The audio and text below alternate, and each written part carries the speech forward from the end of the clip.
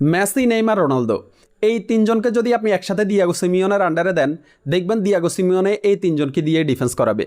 Diego Simeone তার tactics থেকে এক সুলো লড়বে না, সে তার বাসপার্ক ট্যাকটিসে পড়ে থাকবে।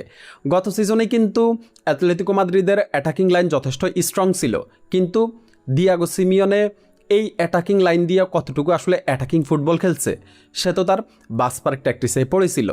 এখন হুলিয়ান আলভারেজ কেন অ্যাথলেটিকো মাদ্রিদ ছাড়তে চাইতেছে? 31 সাল পর্যন্ত অ্যাথলেটিকো মাদ্রিদের সাথে হুলিয়ান আলভারেজ চুক্তি করছে, সে তো একটা প্ল্যানেই হচ্ছে অ্যাথলেটিকো মাদ্রিদে আসছে।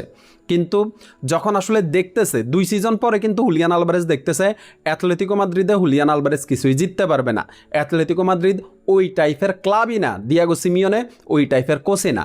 তারপরে কিন্তু হুলিয়ান আলভারেজ সিদ্ধান্ত নিছে অ্যাথলেটিকো মাদ্রিদ ছাড়ার, কিন্তু অ্যাথলেটিকো মাদ্রিদ নাটক করতেছে, হুলিয়ান আলভারেজকে ছাড়বে না।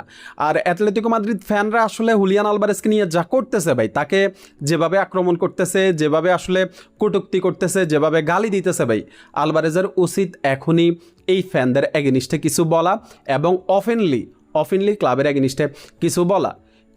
এগুলা আরও অনেক বেশি আক্রমণাত্মক হয়ে যাবে। যত দিন যাবে, ট্রান্সফার উইন্ডো যখন বন্ধ হয়ে যাবে, তখন দেখবেন যে এই ফ্যানরা হুলিয়ান আলভারেজকে আরও বাজেভাবে ট্রিট করবে। আলভারেজের উচিত এখনই কিছু একটা করা।